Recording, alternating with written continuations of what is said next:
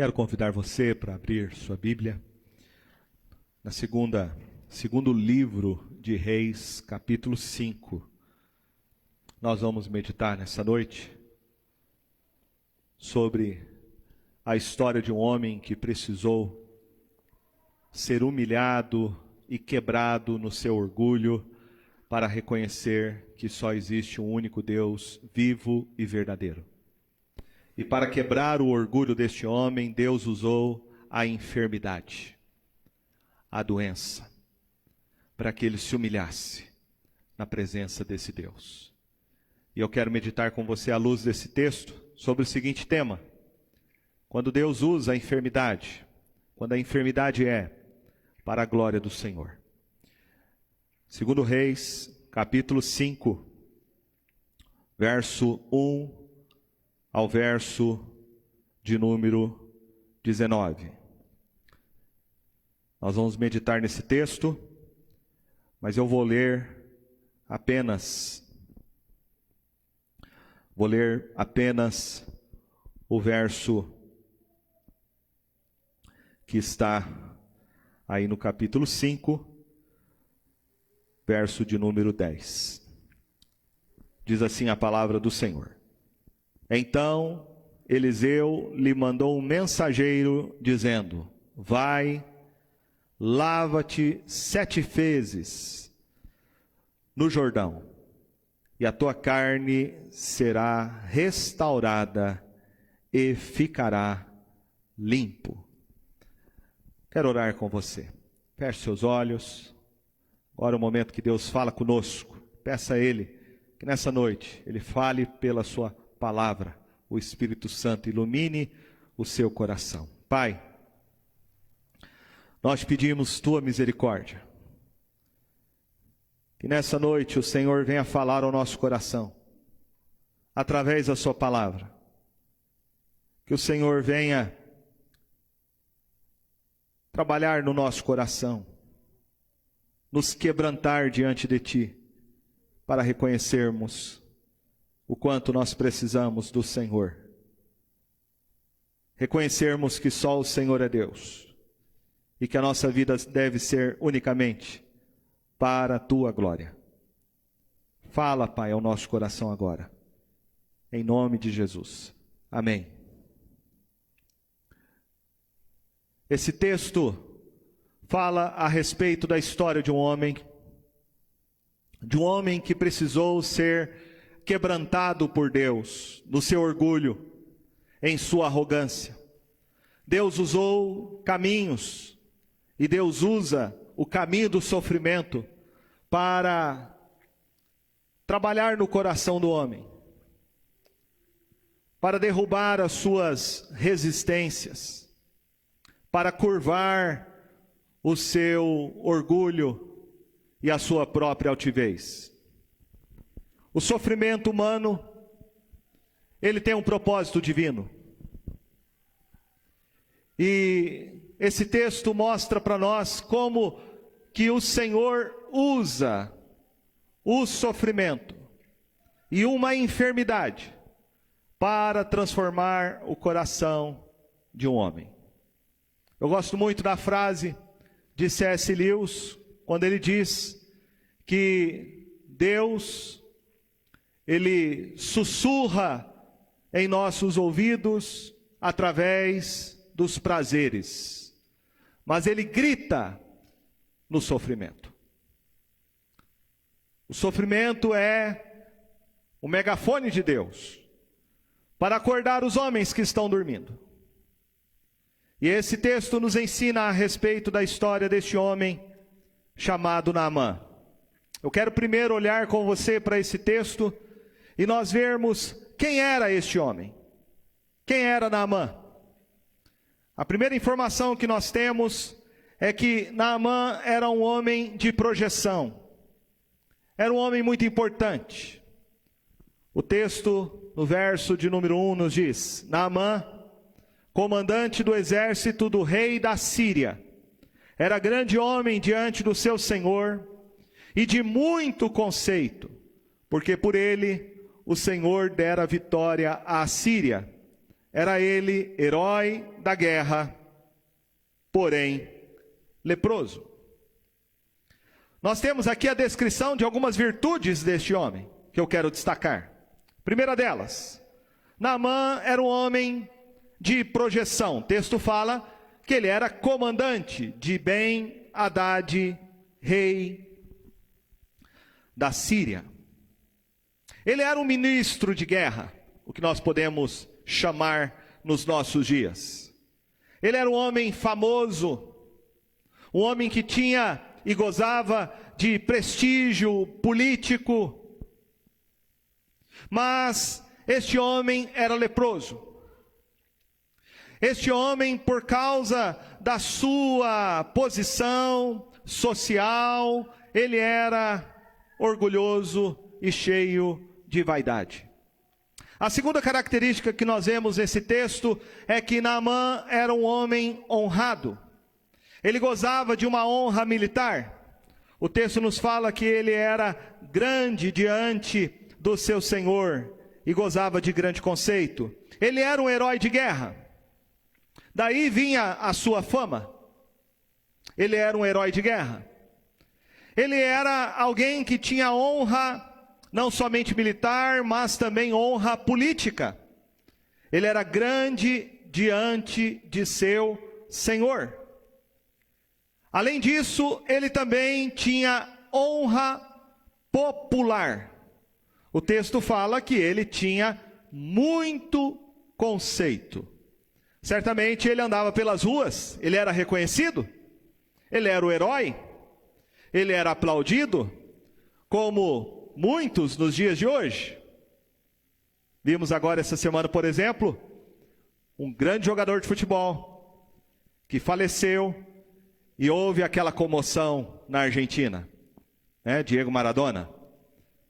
Por onde ele andava, ele era saudado, ele era reconhecido pelos seus feitos, pelo que ele era dentro das quatro linhas, pelas suas vitórias. Naamã era um homem assim. Era um homem respeitado, era um homem que tinha conceito na sua sociedade, era um homem que tinha prestígio, era um homem que tinha influência. E a Bíblia diz mais, a Bíblia diz que ele era um homem abençoado. O verso de número 1 diz que ele gozava do conceito do seu renome, porque por ele o Senhor dera vitória à Síria. Por trás da história de Naamã está a mão de Deus. O texto fala que Deus havia concedido vitórias a ele. E Síria era uma nação inimiga, uma nação estrangeira. Uma nação que se opunha a Israel. E Deus havia dado vitória para a Síria. Você pode achar isso estranho. Parece que Deus mudou de lado. Mas é que Deus havia falado para o povo de Israel que se eles se afastassem do pacto, da aliança, Deus iria levantar uma nação estrangeira.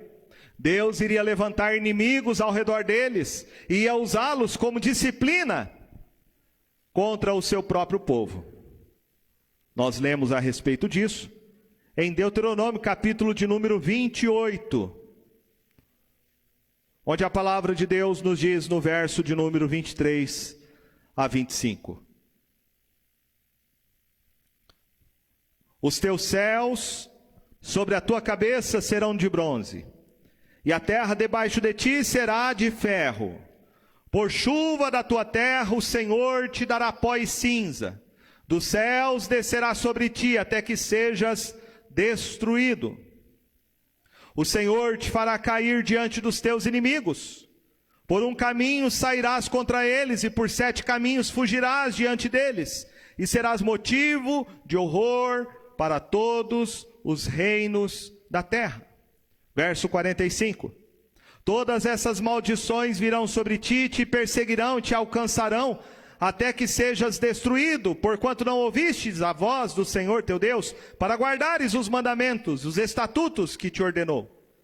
Serão no teu meio por sinal e por maravilha, como também entre a tua descendência para sempre, porquanto não servistes ao Senhor teu Deus, com alegria e bondade de coração, não obstante a abundância de tudo.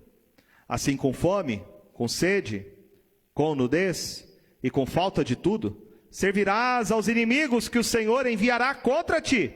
Sobre o teu pescoço porá um jugo de ferro, até que haja destruído. Se por um lado Deus diz em Deuteronômio 28, se você guardar os seus caminhos, se você obedecer a sua lei, se você andar de coração diante dele, ele te abençoará e bênçãos te alcançarão. Por outro lado, se o povo de Deus também quebrasse a aliança, desobedecesse ao Senhor, fosse atrás dos ídolos dessas nações, Deus se voltaria contra eles. Deus exerceria a sua disciplina sobre eles. E Deus faz isso. Deus levanta então um povo estranho, língua estranha. Deus levanta um homem chamado Naamã. Deus o engrandece. E Deus dá a ele vitória contra o seu próprio povo, contra o povo de Israel. Por detrás da história de Naamã está a mão de Deus, usando até mesmo ele, um ímpio. Alguém que adorava os deuses. Mas Deus usa quem Ele quer, como Ele quer, quando Ele quer. E Ele usa Naamã para disciplinar o seu próprio povo. Veja que diante de todas essas glórias humanas que Naamã gozava, o texto faz questão de dizer algo interessante. No final do verso de número 1 do capítulo 5 diz: porém leproso. Porém leproso. Naamã era um homem acometido de uma doença que não havia cura naquela época. Assim como o Covid-19. Não havia cura. Não havia tratamento. Não havia vacina. Ser leproso naquela época era receber uma sentença de morte. Não havia a quem recorrer. A lepra era a sua condição. Ele gozava de honrarias na sua terra, herói de guerra. Ele tinha um bom conceito do seu rei. Porém, quando este homem, acredito eu, entrava na sua casa, tirava sua roupa, tirava suas condecorações, ele via a si mesmo. Ele via a sua lepra. Ele via a sua vergonha. Ele via o seu estado de humilhação. Ele via a sua reprovação. A lepra, nós podemos dizer que ela tem um significado bíblico bem interessante. Um significado espiritual. Um leproso naqueles dias era alguém que tinha que ficar afastado das pessoas, que não podia conviver com as pessoas. A lepra separa. E assim a Bíblia também fala que o pecado faz isso. O pecado nos separa. O pecado nos separa de Deus, o pecado nos separa uns dos outros. Isaías capítulo 59, verso 2 diz isso. O profeta fala que os nossos pecados fazem separação entre nós e Deus. Foi pelo pecado que veio a morte. E pelo pecado a morte passou a todos os homens, porque todos pecaram. Segundo lugar, a lepra nos insensibiliza. O leproso não percebe. Ele vai perdendo as suas sensibilidades na mão, nos pés, no nariz. Ele queima facilmente, no frio ou no calor. E assim é o pecado. O pecado faz isso com a gente. O pecado também insensibiliza a nossa alma, o nosso coração. Por isso que a Bíblia fala do pecado endurecendo o coração. Do pecado fazendo a nossa alma ficar indiferente às coisas de Deus. Onde só pensamos nas coisas da terra.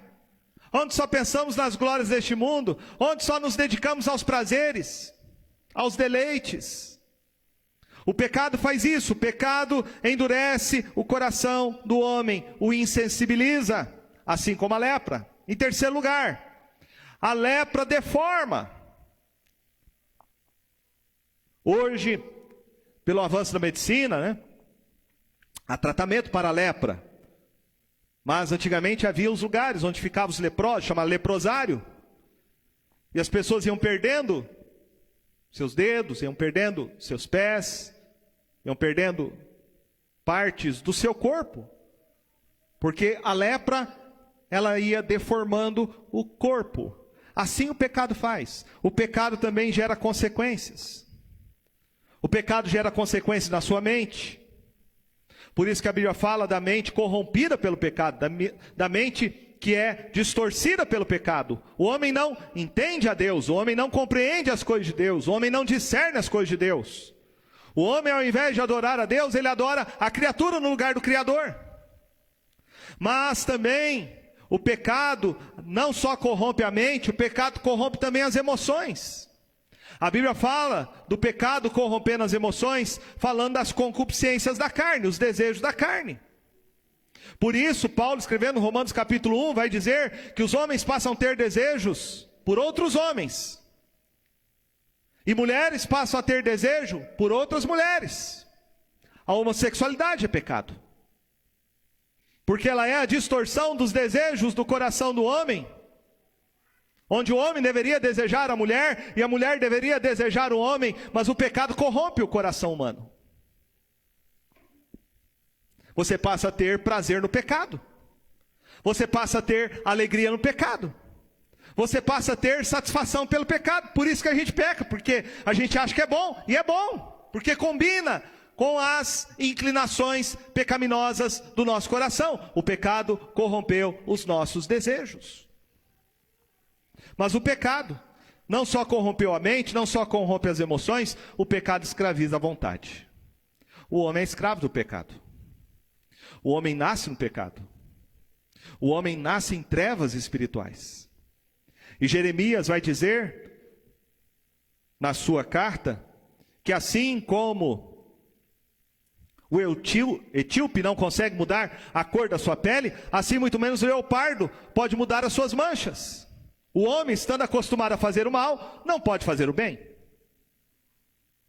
Eu e você somos livres, mas livres para pecar. Somos escravos do pecado. Aquela ilustração que é bem conhecida. A inclinação do coração do homem pode ser comparada àquela natureza de um porquinho, por exemplo, de um suíno. Você tira ele da lama, você dá um banho nele. Você bota nele uma gravatinha, você põe um perfume nele, você solta o porquinho, para onde ele vai? Vai para a lama. Assim é o homem. O homem é escravo do pecado. O homem não consegue libertar do seu pecado. Ele pode abandonar o pecado e ir para outro pecado. Ele deixa o jogo, ele vai para o adultério. Ele deixa o adultério, ele vai para a mentira. Mas ele não consegue se libertar do pecado. Ele é escravo do pecado. Assim é a condição de todos os homens. E por fim, a lepra mata. Naqueles dias, a lepra era uma sentença de morte. E a Bíblia diz que o salário do pecado é a morte, Romanos 6, 23. O pecado nos leva à morte, à separação de Deus, à condenação eterna, à morte espiritual. A história, portanto, de Naamã nos ensina que você pode ter as glórias deste mundo, mas diante de Deus, eu e você, quando nos despimos das honrarias, dos louvores, dos aplausos, quando nós estamos diante de Deus desnudos, nós somos como Naamã, leprosos, pecadores, perdidos. Veja agora que a história deste homem, a história de Naamã, nos mostra que, apesar dele ser leproso, o coração dele era arrogante. Ao invés da enfermidade produzir nele humildade, quebrantamento, ele era um homem arrogante, ele era um homem soberbo. E veja o que Naamã pensava acerca de si mesmo. Primeira coisa, o texto diz que ele é enviado até Israel. E ele acha que Deus vai submeter-se à sua agenda, à sua vontade, aos seus caprichos. O verso de número 5 diz: respondeu o rei da Síria: vai, anda e enviarei uma carta ao rei de Israel. Ele partiu e levou consigo 10 talentos de prata, 6.000 siclos de ouro e 10 vestes festivais. O rei de Damasco resolve dar uma canetada diplomática e mandar uma carta ao rei de Israel. Naamã chega lá e ele acha que com esta carta do rei, tudo estava resolvido. O texto fala que quando ele chega ali e ele apresenta a carta, o rei de Israel diz, verso 6: logo em chegando a ti esta carta, saberás que eu te enviei Naamã, meu servo, para que o cures da sua lepra. Tendo lido o rei de Israel, verso 7, a carta, rasgou suas vestes e disse: acaso sou Deus com poder tirar a vida ou dá-la? Para que este envie a mim um homem para eu curá-lo de sua lepra? Notai, pois, e vede que procura um pretexto para romper comigo. O rei de Israel rasga as suas vestes. Ele acha que aquilo era um pretexto, na verdade, para romper a aliança que havia, uma aliança de paz entre Síria e Israel. Mas veja que a cegueira espiritual não era só de Naamã. A cegueira espiritual era do próprio rei de Israel.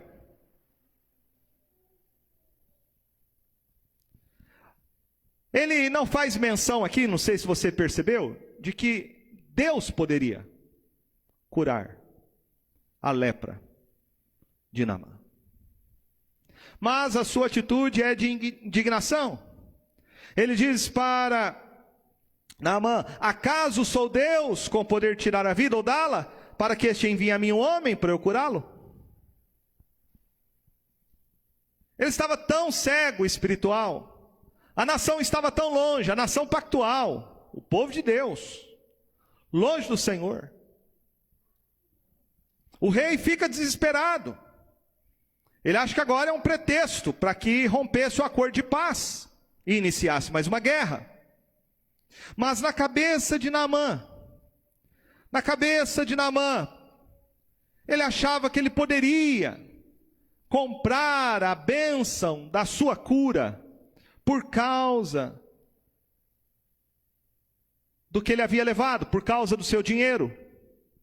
O texto diz aí no verso de número 5, que ele levou consigo 10 talentos de prata e 6.000 siclos de ouro e 10 vestes festivais. Naamã levou cerca de 340 quilos de prata e 68 quilos de ouro, além dessas roupas finas. Ele achava que ele poderia comprar a cura para a sua lepra. Ele achava que ele iria para um balcão de negócios. E ele ia chegar a Israel e ia perguntar: quanto custa a minha cura? Quanto que é o milagre? E ele ia pagar. Ia receber o milagre. O pensamento de Naamã é o pensamento de um pagão. E o pagão pensa assim, que ele pode comprar o favor de Deus. Que ele pode comprar as bênçãos de Deus. Muitas igrejas hoje em dia estão assim. Fazendo negócio. Fazendo um balcão. Vendendo bênçãos. Vendendo milagres. Negociando o evangelho. Transformando, como diz Jesus, a casa de Deus, a casa de oração, num covil de ladrões e salteadores. Naamã, como um pagão, pensava assim. O duro é a gente olhar para o meio evangélico, pessoas que dizem conhecer a Deus, conhecer o Evangelho. Pastores que dizem que pregam o Evangelho, que são seguidores de Jesus, fazendo negócio com as coisas de Deus. Negociando a graça de Deus. Negociando o milagre. E enganando o povo. E enganando as pessoas. A graça de Deus não tem preço. Cura e milagres não podem ser comprados com dinheiro. Salvação não é um negócio. A graça de Deus não é um produto. O Evangelho não é uma mercadoria. E a igreja não é uma empresa. Não era isso que Naamã pensava. Ele pensava que no reino de Deus, as glórias humanas podem nos colocar numa posição especial. Veja o que o texto nos fala. O verso de número 8 diz que, ouvindo, porém, Eliseu, homem de Deus, que o rei de Israel rasgara as suas vestes, mandou dizer ao rei: por que rasgaste as tuas vestes? Deixa ouvir a mim, e saberá que há profeta em Israel. Veio, pois, Naamã com seus cavalos, seus carros, e parou à porta da casa de Eliseu. Então, Eliseu lhe mandou um mensageiro, dizendo: vai, lava-te 7 vezes no Jordão, a tua carne será restaurada e ficarás limpo. Naamã, porém, muito se indignou e se foi dizendo: pensava eu que ele sairia a ter comigo, por-se-ia de pé, invocaria o nome do Senhor, seu Deus, moveria a mão sobre o lugar da lepra e restauraria o leproso. Não são porventura Abana e Farfar, rios de Damasco, melhores do que todas as águas de Israel? Não poderia eu lavar-me neles e ficar limpo? E voltou-se e se foi com indignação. Veja comigo. Naamã queria ser tratado como ele achava que ele merecia ser tratado. Na sua terra, na Síria, ele era tratado como herói da guerra. Na sua terra, ele era tratado com reverência. Por onde ele passava, as pessoas colocavam à sua frente um tapete vermelho.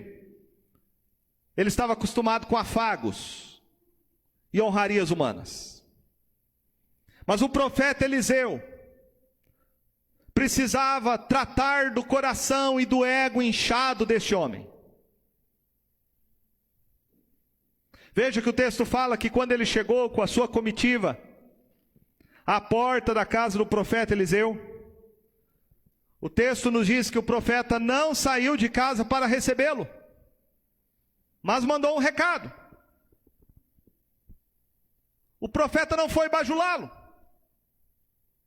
O profeta não foi afagar o seu ego. Mas o texto fala que o profeta mandou ele ir lavar no Jordão 7 vezes, para que a sua carne fosse restaurada e ficasse limpo. Por que o profeta faz isso? Porque o profeta aqui é alguém que representa Deus. E o que o profeta Eliseu está mostrando é: Deus não se rende a nenhum capricho humano. O que Naamã precisava entender é que, diferente dos deuses que ele servia na Síria, os deuses que atendiam os caprichos humanos, as vaidades humanas, os deuses da terra da Síria, que estavam a serviço da vontade humana, o Deus verdadeiro, o Deus de Israel, não se rende à agenda humana. Veja que o profeta, como boca de Deus, confronta Naamã naquilo que ele precisava ser tratado. O maior problema de Naamã não era a lepra. O maior problema de Naamã era o seu orgulho. O maior problema de Naamã não era o seu corpo defeituoso. O maior problema de Naamã era a sua alma arrogante. E Deus sabe tratar de corações arrogantes. Deus trata. Deus nos desnuda. Deus nos confronta. O Evangelho é isso. O Evangelho, antes de curar a alma, ele precisa ferir a alma. O Evangelho, antes de ser bálsamo da graça, ele precisa ser a justiça revelada de Deus ao nosso coração. O Evangelho, antes da boa notícia, ele é a má notícia. E se você não entender a má notícia, você não vai entender a boa nova. E a má notícia é que eu e você somos pecadores. A má notícia é que eu e você não vamos conseguir o favor de Deus pelas nossas obras. A má notícia é que eu e você transgredimos a lei de um Deus que é santo, justo e bom. A má notícia é que eu e você não vamos comprar o favor de Deus, nem o seu milagre. A má notícia é que eu e você não merecemos nada e que precisamos nos humilhar na presença desse único Deus, que não reparte nem divide a sua glória com ninguém.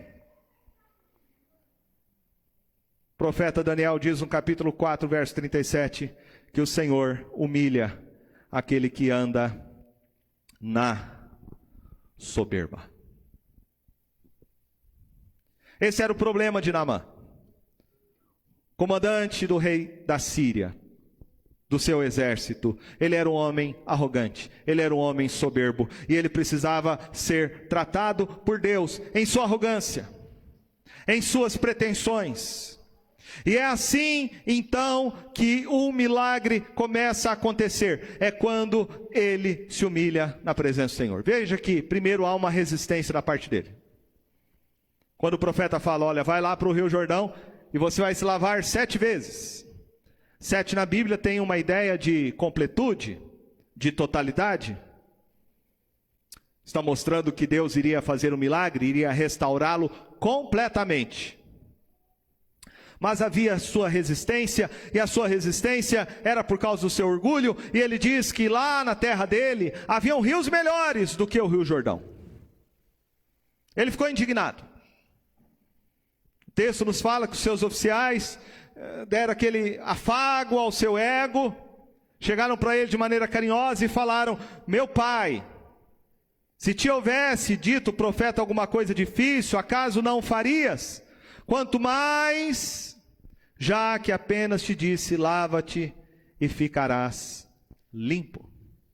Verso 14, então, desceu e mergulhou no Jordão 7 vezes, consoante a palavra do homem de Deus. E a sua carne se tornou como a carne de uma criança, e ficou limpo. Quero olhar com você para isso. Como é que aconteceu o milagre na vida de Naamã? Como é que ele foi curado da lepra? Primeira coisa que o texto nos mostra é que ele teve que se arrepender do seu próprio pecado. Ele teve que se arrepender do seu próprio orgulho. Ele tinha que descer do seu pedestal. Antes de curar a lepra de Naamã, Deus queria curar o orgulho da sua alma. Ele precisava se arrepender dos ídolos do seu próprio coração. É isso que Jesus disse para nós, em Mateus 8:34. Se alguém quer vir após mim, a si mesmo se negue, tome a sua cruz e siga-me. O apóstolo Pedro, pregando, quando desceu o Espírito Santo no dia de Pentecostes, disse, em Atos 2:38, arrependei-vos, e cada um de vós seja batizado em nome de Jesus Cristo, para a remissão dos vossos pecados. Entenda uma coisa. Só existe restauração de Deus quando há arrependimento. O homem só será exaltado quando primeiro ele for humilhado. O homem somente será vestido da justiça de Cristo quando ele reconhecer que ele está desnudo diante do Deus santo e justo e não pode cobrir a si mesmo pelos seus méritos, nem pelas suas boas obras. A primeira coisa que o homem precisa é se arrepender. Se arrepender dos seus pecados, se arrepender da sua inimizade contra Deus, se arrepender da sua arrogância. O evangelho hoje em dia, muitas vezes sendo pregado, diz que basta apenas você fazer uma oração, basta apenas você confessar Jesus como seu Salvador e você está salvo. Isso não é toda a verdade. Isso não é todo o evangelho.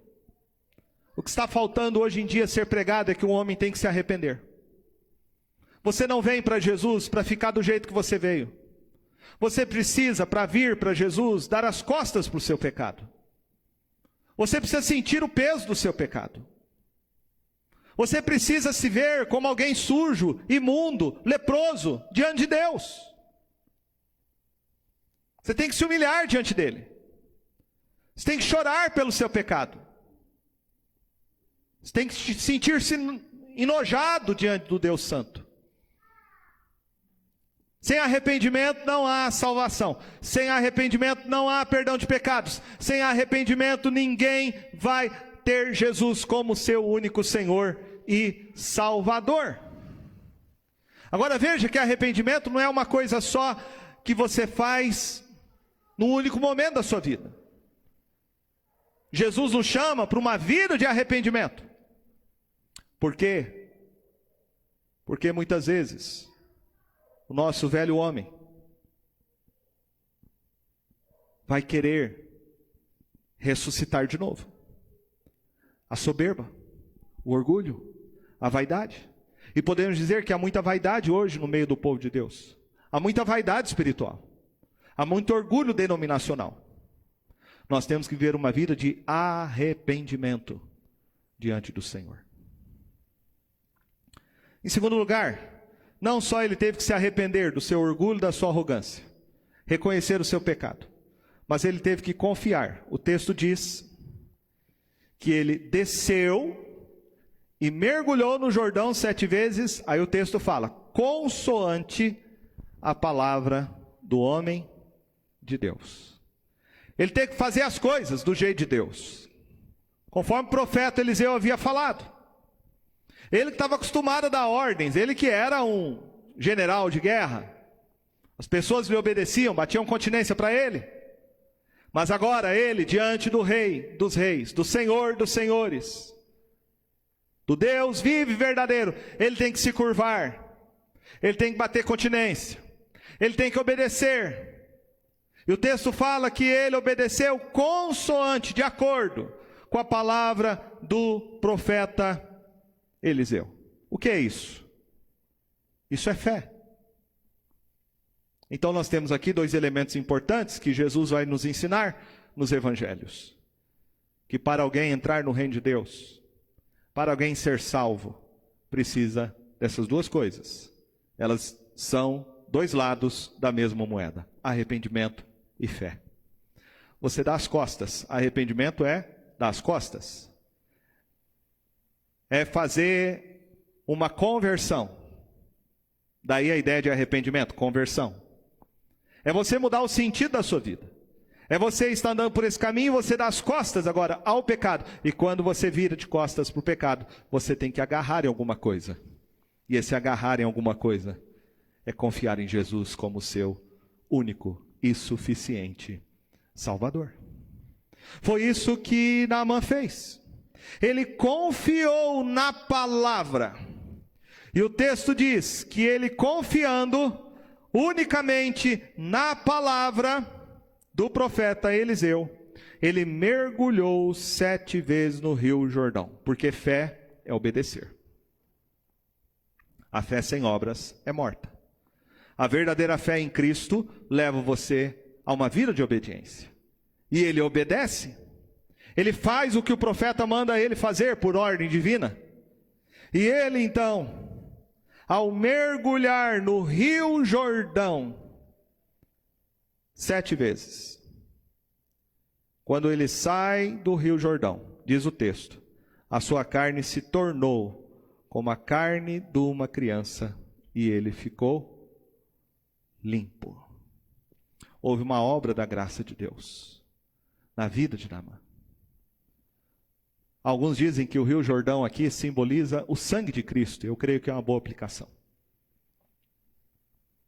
Assim, quando o pecador se arrepende, dando as costas para o seu pecado, para o seu estilo de vida contra a vontade de Deus, sentindo tristeza pelo pecado, consciência pelo pecado e vontade de abandonar o pecado, e ele crê em Jesus como seu Salvador, ele, como Naamã, mergulha no sangue de Cristo, e ele é perdoado dos seus pecados, mas mais do que isso, ele é purificado de toda a iniquidade. O texto fala que a graça de Deus veio sobre a vida de Naamã, e o texto nos mostra que ele ficou totalmente, completamente purificado, ele ficou limpo.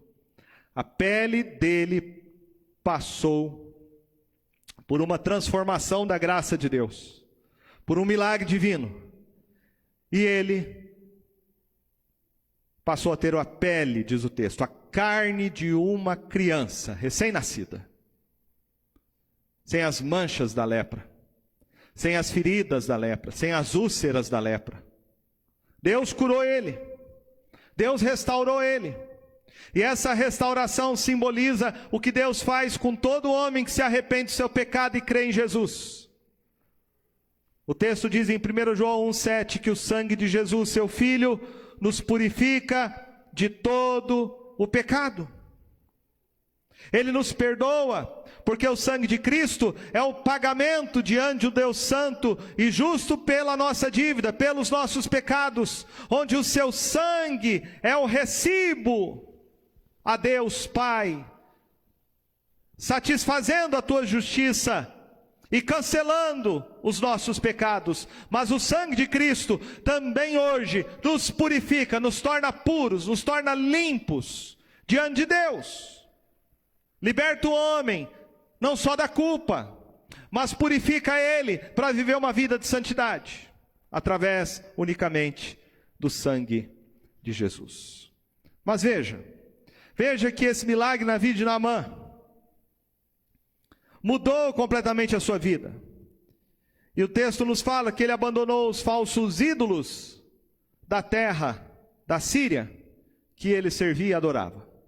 O verso 15 diz que voltou ao homem de Deus, ele toda a sua comitiva, veio, pôs diante dele e disse: eis que agora reconheço que em toda a terra não há Deus, senão em Israel.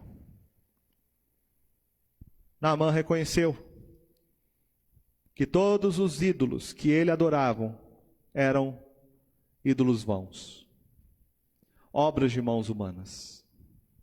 Ele reconhece que há um único Deus redentor, o Deus que se revelou ao povo de Israel, o Deus que fez um pacto com seu povo. Agora veja uma coisa maravilhosa: esse Deus não é um Deus exclusivo de Israel, ele é um Deus gracioso, um Deus cheio de misericórdia. E aqui nós já vemos no Velho Testamento que esse Deus que se revela a Naamã é um Deus que vai acolher pecadores de qualquer tribo, de qualquer raça, de qualquer língua, de qualquer nação. Não importa quem você seja, não importa onde você tenha nascido, não importa a cor da sua pele, não importa a língua que você fale. Se você reconhecer os seus pecados, se arrepender deles e crer em Jesus, você é recebido, você é adotado, você se torna filho desse Deus e você passa a servi-lo verdadeiramente. Aqui nós já vemos no Velho Testamento esse Deus que acolhe pecadores. Não importa quem eles sejam, de qual nacionalidade, qual seja a sua etnia, qual seja a sua origem, qual seja a sua ascendência, não importa.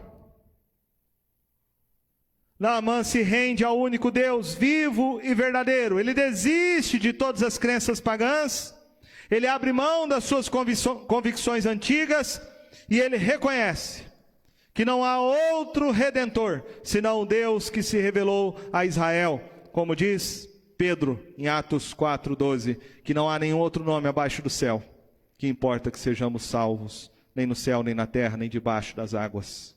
Só Jesus é o único e suficiente, exclusivo Salvador. A salvação operada pela graça de Deus em Naamã mudou radicalmente a sua história. A sua vida foi transformada, ele deixou os ídolos, e ele agora demonstra gratidão. Porque quem é salvo e conhece a Jesus, vai viver uma vida para adorá-lo, vai viver uma vida para servi-lo, e vai ter essa gratidão.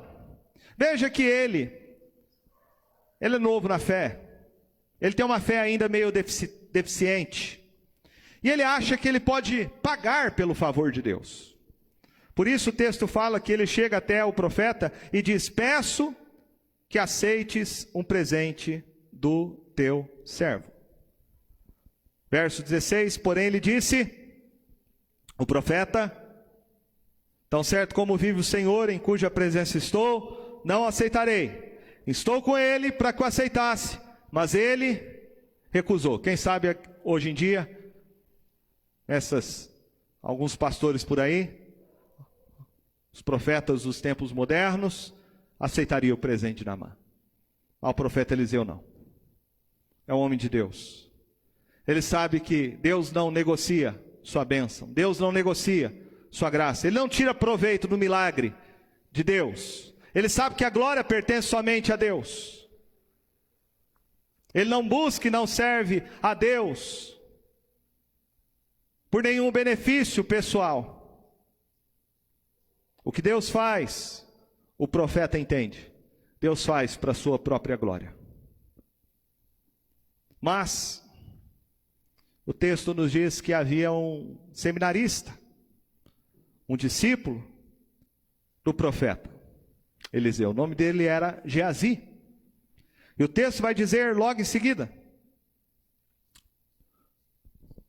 a partir do verso 19, na parte B: quando Naamã se tinha afastado certa distância, Geazi, o moço de Eliseu, homem de Deus, disse consigo: eis que meu senhor impediu a este Ciro Naamã que da sua mão se lhe desse alguma coisa do que trazia. Porém, tão certo como vive o Senhor, hei de correr atrás dele e receberei dele alguma coisa.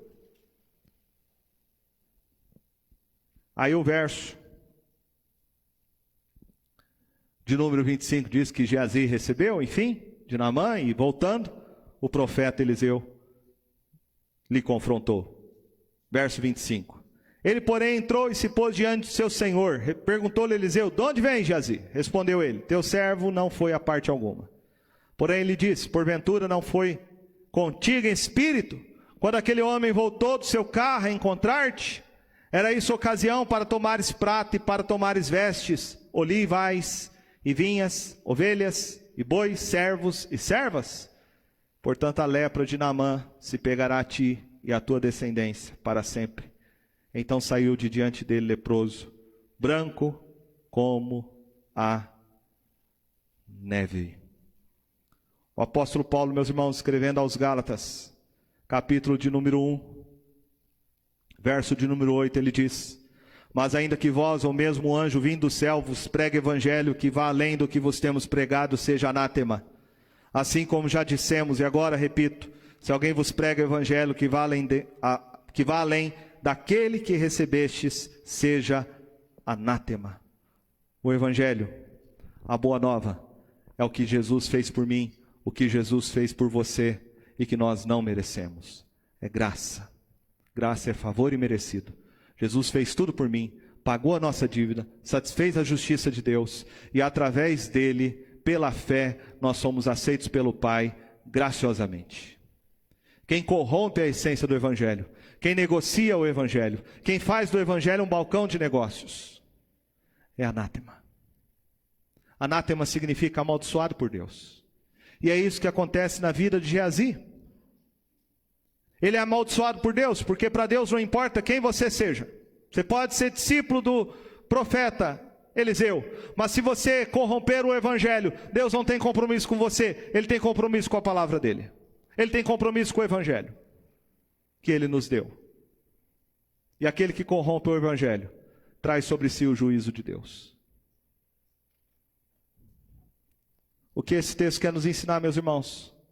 Que tudo que Deus faz para que a gente glorifique a Ele. Deus não faz nada para receber alguma coisa em troca. Infelizmente, nós hoje vivemos um cenário evangélico de vermos lobos pastoreando o rebanho de Deus. Mercenários que não estão preocupados em pregar o evangelho da graça, mas em usar o evangelho para benefício pessoal. Ai daquele que faz isso. Meus irmãos, chegamos ao fim dessa história. E essa história nos ensina que Deus é o Deus de toda graça. É o Deus Todo-Poderoso. Deus tem os seus caminhos. E eu disse no início que uma enfermidade pode ser usada para a glória de Deus. E nós vemos isso aqui. Deus estava interessado não apenas em curar Naamã, mas Deus queria revelar-se a Naamã como o único Deus. E Ele usou a enfermidade para fazer com que Naamã fosse tratado no seu coração. Não apenas no seu corpo, mas principalmente na sua alma. E ele viesse a reconhecer que há um único Deus vivo e verdadeiro. Eu creio que Deus faz isso hoje em dia. Eu creio que Deus está usando essa pandemia para trazer muitos homens e mulheres ao conhecimento do Deus vivo e verdadeiro. Eu creio que Deus está usando esta pandemia para quebrantar o coração de muitos homens e mulheres da sua arrogância, do seu orgulho. Veja que a história de Naamã é um exemplo moderno disso. Ele tinha dinheiro, mas o dinheiro não compra saúde. Ele tinha influência, mas as influências não livrá-lo da sua enfermidade. Essa pandemia veio para humilhar a arrogância humana, humilhar o homem, mostrar que a medicina tem limite, o dinheiro não compra milagres, remédios são limitados. Que nós possamos nos humilhar diante desse Deus. Que você possa se humilhar diante desse Deus. Reconhecendo que eu e você somos como Naamã, leprosos. Não importa o que você tenha. Não importa o que as pessoas dizem de você. Não importa os louros que você recebe. Os aplausos. Eu e você somos leprosos. Eu e você somos pecadores. Que nessa noite nós possamos de fato nos arrepender. E crer que Jesus... E só Ele é quem nos limpa, é quem nos purifica, é quem nos salva para vivermos uma nova vida. Veja que a história de Naamã, e eu quero terminar com isso, ela chegou onde chegou por uma menina, por uma serva israelita que fora tomada, diz o verso 3, foi levada pelas tropas da Síria, segundo o verso 2, da terra de Israel, levaram ela cativa, e ela foi trabalhar na casa de Naamã, e ela disse para a mulher dele: tomara o meu senhor estivesse diante do profeta que está em Samaria, ele o restauraria da sua lepra. Veja que não tem o nome dela aqui. Anonimata. Mas Deus usou essa menina, Deus usou essa empregada, Deus usou essa escrava, essa jovem, que conhecia o Deus vivo e verdadeiro, para testemunhar da graça de Deus na casa de Naamã, a sua esposa. Essa é a missão da igreja. Essa é a nossa missão, pregar o Evangelho. Testemunhar de um Deus vivo e verdadeiro, que pode mudar o coração do homem. Pode fazer dele uma nova criatura, se ele se arrepender, se ele crer em Jesus como seu único, suficiente, exclusivo e eterno Salvador. Que Deus os abençoe, para que nós possamos levar essa mensagem da graça e da salvação em Jesus. Amém?